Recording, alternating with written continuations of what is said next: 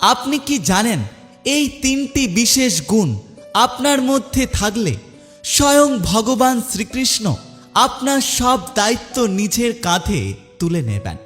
গীতায় শ্রীকৃষ্ণ স্পষ্ট বলেছেন যে মানুষের মধ্যে এই তিনটে গুণ আছে তাকে আমি কখনো একা রাখি না। তার সমস্ত চিন্তা, তার সব সমস্যা আমি নিজেই সমাধান করি। আজ আমি আপনাদের সেই তিনটি গুণের কথা বলবো, যা আয়ত্ত করতে পারলে ভগবান নিজেই আপনার সব দায়িত্ব তুলে নেবেন। প্রথম গুণ, পূর্ণ ভক্তি ও সমর্পণ। গীতায় কৃষ্ণ বলেছেন, যে সব ছেড়ে শুধু আমার শরণাগত হয়, আমি তাকে সমস্ত পাপ থেকে মুক্ত করি। সমর্পণ মানে হার মেনে নেওয়া নয়, বরং সমর্পণ মানে হলো বিশ্বাস। হে কৃষ্ণ, আমি আমার সেরাটা করছি, বাকিটা আমি তোমার হাতে ছেড়ে দিলাম। যখন আপনি এই মানসিকতা নিয়ে বাঁচবেন, কৃষ্ণ আপনার পথপ্রদর্শক হবেন। আপনার সিদ্ধান্তে, আপনার কাজে, সব কিছুতেই তিনি আপনাকে গাইড করবেন। দ্বিতীয় গুণ, নিষ্কাম ভক্তি। শ্রীকৃষ্ণ বলেন যে আমাকে নিঃস্বার্থভাবে ভজন করে, আমি তার হৃদয়ে বাস করি।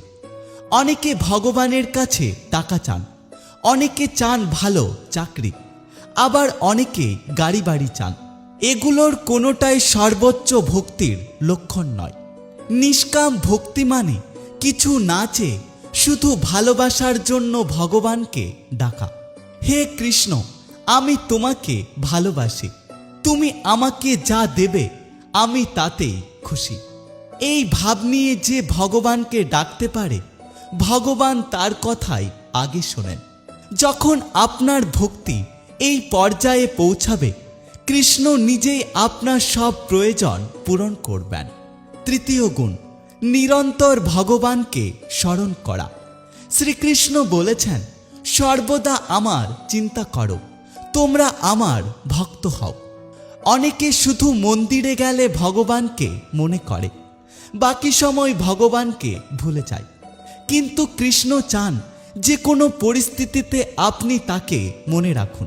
সব সময় আপনি তার কথা চিন্তা করুন। সারাক্ষণ মনে মনে বলুন, কৃষ্ণ তুমি আমার সাথেই আছো। আর এটা করা অতটাও কঠিন নয়। প্রতিদিন অন্তত 15 মিনিট নাম জপ করুন। হরে কৃষ্ণ, জয় শ্রীরাম, যে নামে আপনার ভালো লাগে সেই নাম ধরেই ভগবানকে ডাকুন। শ্রীকৃষ্ণ বলেছেন, যে সর্বদা আমাকে স্মরণ করে, আমি তার সমস্ত বোঝা বহন করি।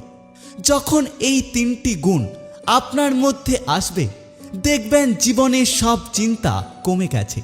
কারণ ভগবান শ্রীকৃষ্ণ সব সময় আপনার সাথে থাকবেন। তিনি আপনার সমস্ত দায়িত্ব নিজের হাতে তুলে নেবেন।